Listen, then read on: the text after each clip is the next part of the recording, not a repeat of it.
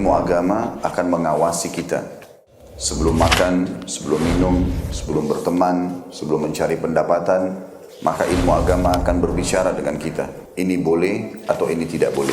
Oleh karena itu, ulama mengatakan kita lebih butuh terhadap ilmu agama ini daripada makanan pada saat sangat lapar, air pada saat sangat dahaga, dan juga tempat tidur pada saat kita sangat capek. Ghazwa TV, media dakwah masa kini. Bismillah. Assalamualaikum warahmatullahi wabarakatuh. Innal hamdalillah nahmaduhu wa nasta'inuhu wa nastaghfiruh wa na'udzu billahi min shururi anfusina wa min sayyiati a'malina. May yahdihillahu fala mudilla lahu wa may yudlil fala hadiya lahu. Allahumma fasalli wa sallim wa barik ala Muhammadin wa ala ali Muhammadin kama barakta ala Ibrahim wa ala ali Ibrahim innaka Hamidum Majid. Ikhwafillah, alhamdulillah, puji dan syukur kita panjatkan pada Allah Subhanahu wa taala dengan lisan-lisan kita yang Allah mudahkan untuk mengucapkan kalimatut thayyibah, perkataan-perkataan yang baik. Dan alhamdulillah Allah mudahkan kita untuk bisa menuntut ilmu. Karena disebutkan bahwasanya amal soleh, salah satu balasannya adalah amal soleh berikutnya. Ketika kita menuntut ilmu, kita berharap pada Allah Subhanahu wa taala semoga Allah menjadikan kita orang yang bisa mempraktekkan ilmu tersebut. Karena kebaikan pertama akan dibalas dengan kebaikan kedua dan seterusnya. Semoga Allah jadikan kita di antara hamba-hambanya yang Allah berikan perkara tersebut. Ikhwafillah, harusnya hari ini jadwalnya Ustaz Trendy, tapi berhubung beliau berhalangan, ya maka ana mungkin insyaallah mengganti ya. Insyaallah Ustaz Trendy besok atau di hari-hari berikutnya. Taib. Ana ingin mengulas kembali hadis kemarin. Ada beberapa poin yang mungkin masih luput dari kita karena memang hadisnya sangat panjang dan waktu kita tidak terlalu lama ya. Jadi di dalam hadis itu ana ulang lagi, ketika Sa'd bin Abi Waqqas bertanya kepada Nabi SAW terkait hartanya mau diapakan setelahnya. Bolehkah diinfakkan seluruhnya, setengahnya, 2/3-nya, dan seterusnya. Maka Nabi SAW berkata, Ats-tsuluts wa tsuluts katsir, ya. Yang boleh itu 1/3 dan 1/3 pun udah banyak. Ya, jadi panduan dari Nabi SAW. Di sini ada faidah yang penting kita ketahui bahwasanya ketika kita menuntut ilmu, ya, ketika kita bertanya atau mencari dan belum dapat hasilnya, seperti pertanyaan Sa'd bin Abi Waqqas yang pertama, bolehkah semuanya? Nabi menjawab tidak. Tapi Sa'd bin Abi Waqqas tidak selesai di situ. Beliau bertanya lagi, setengahnya boleh Rasulullah? Enggak boleh. 1/3-nya boleh. Artinya di sini ada juhud dalam menuntut ilmu. Tidak sekali nanya, boleh enggak? Enggak boleh. Oh ya udah. Karena kebutuhan Sa'd bin Abi Waqqas itu mendesak, ya. Jadi kalau seandainya yang boleh itu kita belum tahu, kita tanya terus ya. Dalam arti bukan menghalalkan apa yang haram gitu ya. Dalam arti kita masih perlu pertanyaan-pertanyaan atau istifsarat yang menuntun kita kepada kebutuhan kita. Sebagaimana Sa'd bin Abi Waqqas, ya. Maka beliau bertanya sampai Rasulullah menjawab ats-tsuluts wa tsuluts katsir, ya. 1/3 dan 1/3 itu sangat banyak, gitu ya. Nah,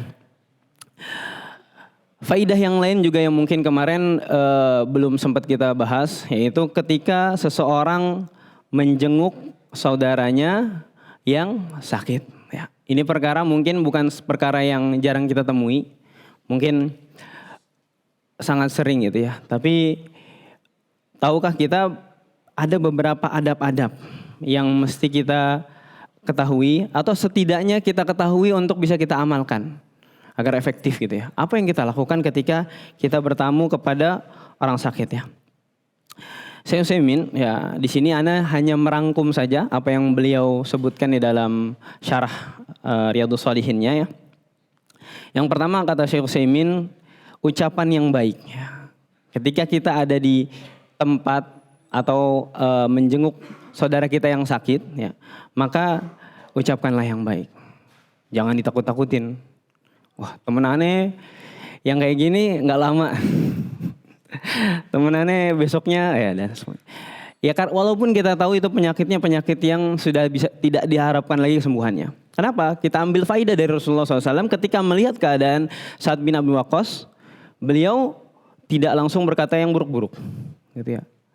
Padahal Sa'ad bin Abi Waqqas ketika menanyakan warisan, artinya dia menanyakan sesuatu yang dia kira dia sudah tidak hidup lagi. Artinya sudah penyakit yang besar. Apalagi dahulu belum ada rumah sakit, gitu ya. Pengobatannya masih tradisional, gitu ya. Dan biasanya yang penyakit seperti ini mungkin tidak lama hidupnya. Maka dari itu Sa'ad bin Abi Waqqas bertanya kepada Nabi, tapi Nabi SAW banyak memotivasi beliau, gitu ya. Terus juga kita harus optimis, ya. Optimis dari segi apa? Optimis dari segi dunia dan akhirat. Optimis kita masih bisa sembuh karena Allah Subhanahu wa taala yang memegang segala kunci dari penyakit itu sendiri, maupun penyakitnya dan obatnya itu Allah Subhanahu wa taala yang punya. Dan optimis kepada Allah Subhanahu wa taala itu adalah amalan tersendiri, ya, husnuzon billah. Kita berhusnuzon kepada Allah Subhanahu wa taala itu amalan sendiri, ya. Artinya pahalanya ketika kita optimis itu ada sendiri karena kita husnuzon kepada Allah Subhanahu wa taala. Di situ nanti kita tidak berpikir yang macam-macam, ya. Di situ kita bertawakal kepada Allah Subhanahu wa taala dengan sebenar-benarnya tawakal, gitu ya. Dan yang ketiga faidahnya kata Syekh Utsaimin juga bahwasanya ajal sudah ditentukan.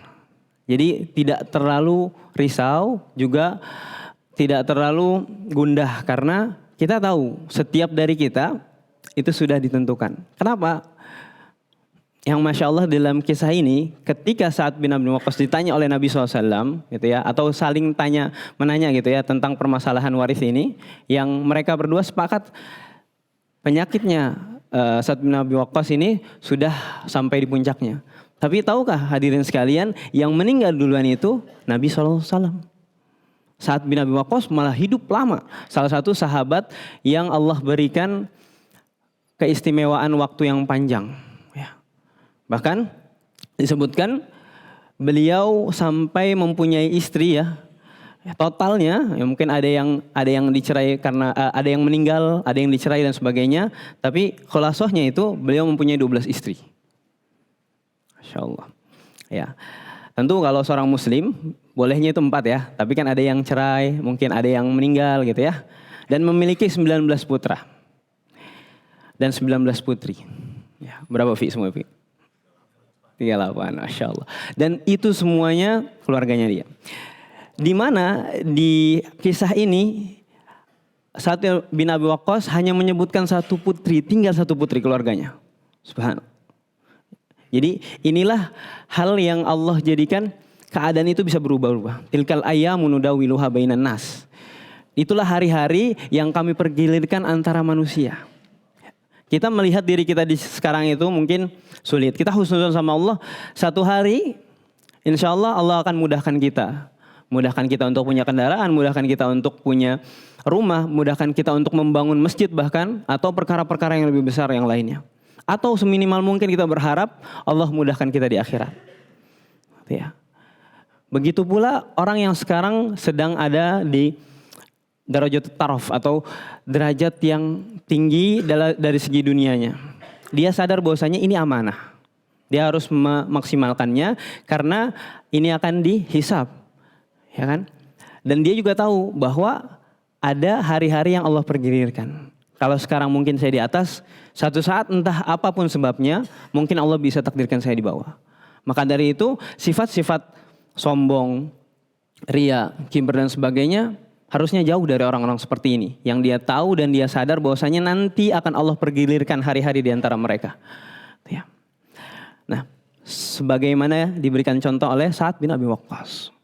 Dan sempat kemarin Anda singgung juga bahwasanya beliau salah satu orang yang berperan untuk membuka Irak, ya, daerah Basrah, Kufah dan seterusnya yang sekarang ada di Irak dan Iran gitu ya.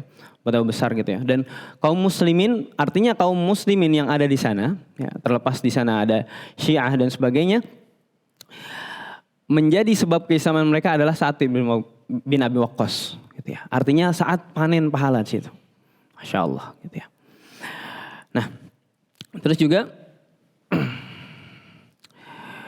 yang perlu kita ambil faidah adalah mengingatkan ilmu waris ya. Ilmu waris sebelum meninggal. Ini penting ya buat kita supaya harta kita tidak menjadi fitnah setelahnya gitu ya. Kita punya harta banyak, mobil banyak, rumah banyak ya kan. Tapi nanti jadi fitnah antara anak-anak kita. Anak-anak yang dulu kita besarkan dengan kasih sayang. Mereka saling cela-mencela, bahkan saling main fisik karena harta yang kita tinggalkan. Oleh sebab itu penting kepada setiap muslim yang mengetahui atau sebelum dia tahu sekalipun dia akan meninggal kapan atau dia sudah merasakan penyakit atau apa, atau keadaan normal, dia harus mengetahui nanti hartanya ini dibaginya seperti apa. Supaya mereka tidak berselisih paham lagi. Gitu. Yang sangat disayangkan kondisi-kondisi kita gitu ya. Banyak kaum muslimin yang dengan mudahnya mengatakan ya udah dibagi adil aja, dibagi rata aja. Ini perlu kita perbaiki gitu ya. Baik mungkin kita dakwah ke keluarga kita atau kita pelajari ilmu waris gitu ya. Setidaknya ketika kita meninggalkan, kita tidak jadikan itu sebagai fitnah untuk keluarga kita. Dan juga kata Syekh Utsaimin, faidahnya atau ketika keadaan kita menjenguk seorang yang sakit, kita bisa juga membacakan ayat-ayat ruqyah gitu, meniatkan. Karena memang ruqyah itu bukan hanya orang yang gangguan jin yang bermasalah, tapi secara umum kita juga diperbolehkan gitu ya untuk mohon penyembuhan dari Allah Subhanahu wa taala gitu. Di samping juga nanti ada doa-doa tentang penyembuhan sakit itu sendiri gitu ya. Dan yang penting juga ya, ini poin penting ini, terakhir kata Syekh Utsaimin, ketika orang yang kita kunjungi itu butuh istirahat, mungkin ada gelagat kurang nyaman ya, karena orang yang sakit beda dengan orang yang normal gitu. Ya kita pamit dengan baik karena kita tahu sikonnya, oh ini perlu istirahat. Ini penting gitu ya. Ini adab-adab yang disampaikan oleh Syekh Utsaimin penting. Kenapa? Karena ini akan bermanfaat untuk yang mengunjungi dan yang dikunjungi. Setidaknya tidak ada kezaliman yang bertambah di situ. Ya. Hadirin sekalian, rahimani wa rahimakumullah. Kita akan sambung pembahasan kita di kitab Riyadhus Shalihin. Ya, mungkin tidak lama ya karena ini hadis mungkin kita sudah menerapkannya dan ana hanya sekedar memurojaahnya untuk antum. Ya. Terkait hadis ke-7 disampaikan oleh Al-Imam An-Nawawi rahimahullah. Wa an Abi Hurairah radhiyallahu anhu, Abdurrahman ibn Sakhrin qala Rasulullah sallallahu alaihi wasallam, innallaha la yanzuru ila ajsadikum wala ila suwarikum walakin yanzuru ila qulubikum, rawahu Muslim. Ya. Yang artinya dari Abu Hurairah, Abdurrahman ibn Sakhr, nama asli dari Abu Hurairah adalah Abdurrahman bin Sakhr. Adapun Abu Hurairah adalah laqab ya, laqab karena beliau memelihara beberapa kucing gitu ya. Jadi disebut Abu Hurairah karena Hurairah artinya kucing gitu ya. Nah, beliau mengatakan bahwasanya Rasulullah SAW bersabda, sesungguhnya Allah tidak melihat kepada jasad-jasad kalian atau fisik kalian. Wala ila suwarikum, dan juga tidak dengan bentuk-bentuk kalian. Walakin yanzuru ila qulubikum. Tapi Allah Subhanahu wa taala melihat kepada apa? Kepada hati-hati kalian. Ya. Nah, apa hubungannya dengan pembahasan kita terkait bab niat di sini? Ya. Hubungannya adalah hati adalah tempat dari niat. Gitu ya. Dan ada statement yang cukup menarik, bahwasanya niat itu diibaratkan sebagai akar. Dan takwa adalah buahnya. Dan tempatnya adalah di niat. Sebagaimana sabda Rasulullah SAW, Sesungguhnya amal-amal itu tergantung pada niatnya. Jadi kalau seandainya akar sudah rusak, maka tidak akan berbuah. Oleh sebab itu kita harus menjaga niat kita, dan karena Allah tidak melihat bentuk zahir kita. Ya. Kita saksikan penjelasan dari Syekh Muhammad bin Shalih Al-Utsaimin. Beliau mengatakan al-qulub hiya 'alaiha al-madar. Ya. Kata beliau, hati adalah hal yang diperhitungkan oleh Allah Subhanahu wa taala. Kam min insanin zahiru amalihi annahu sahihun jayyidun salihun lakin lamma buniya ala kharabin sara kharaban fanniyatu huwal asl. Ya. Maka ada kalau berapa banyak orang yang ketika amalnya secara zahir sahih, benar, jayyid, bagus dan saleh, benar ya. Lakin lamma bunya ala kharabin sara kharaban. Akan tetapi kalau dia bangun di atas sesuatu yang rusak, maka akan menjadi rusak pun amal itu. Fanniyatu huwal asl. Maka niat adalah asalnya. Sebagaimana yang tadi kita singgung ya. Kalau kita ibaratkan niat itu sebagai akar. Dan ketakwaan adalah buahnya. Tajidu rajulaini yusalliyani fi shaffin wahidin. Muqtadiyani bi imamin wahidin yakunu baina salatihima kama bainal masyriq wal maghrib li'anna al-qalb mukhtalifun ya. Kita kadang menjumpai dua orang di hadapan kita yang salat dengan salat yang sama. Ya, berimam dengan imam yang sama, mungkin sama-sama di haram, shaf paling depan gitu ya, di depan Ka'bah gitu ya. Tapi nilai salatnya kata beliau sebagaimana timur dan barat. Jauh sekali. Ya. Kenapa? Karena hatinya berbeda. Yang satu dibangun atas ketakwaan, yang satu dibangun atas riya dan sum'ah. Ini sebetulnya refleksi untuk kita gitu ya. Karena semua amal kita tergantung kepada niat. Ya. Kalau niatnya salah, maka ikut salah pula amalnya. Tapi tidak cukup hanya niat yang baik, perlu pengetahuan yang baik. Nah, beliau mengatakan ahaduhuma qalbuhu ghafilun bal rubbama yakunu mura'iyan fi salatihi wal i'adu billah yuridu biha dunya wal akharu qalbuhu hadirun yuridu bi salatihi wajhullah wattiba'a sunnati Rasulullah sallallahu alaihi wasallam ya.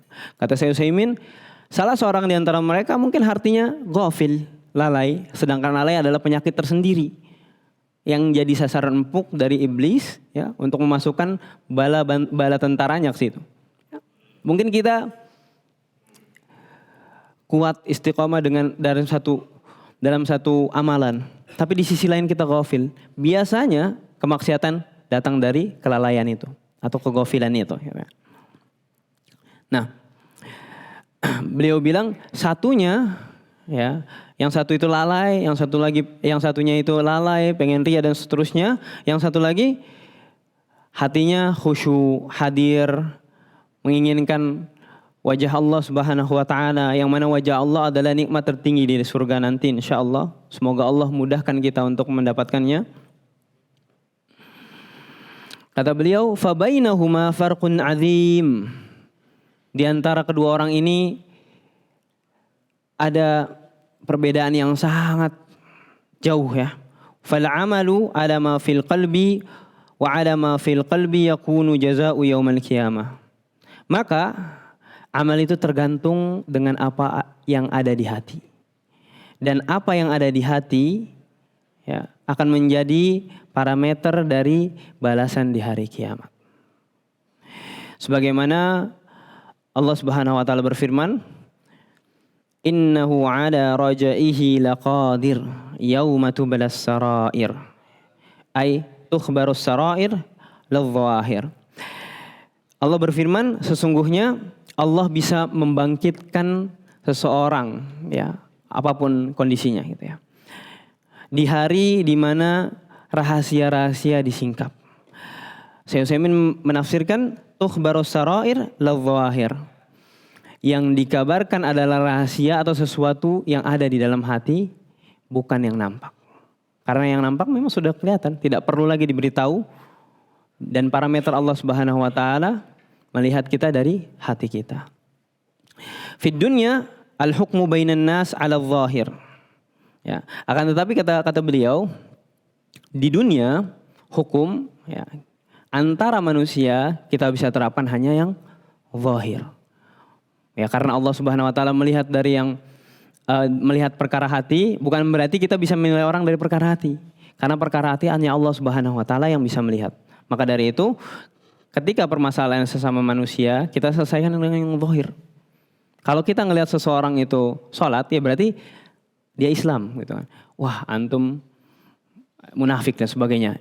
Nggak bisa kayak gitu. Karena kita nggak bisa ngelihat hati orang. Sebagaimana sabda Nabi SAW, innama ana basyarun wa innakum takhtasimuna la'alla ba'dukum an yakunu alhanu bihujjatihi min ba'din wa aqdilahu ala nahwi mimma asma'u.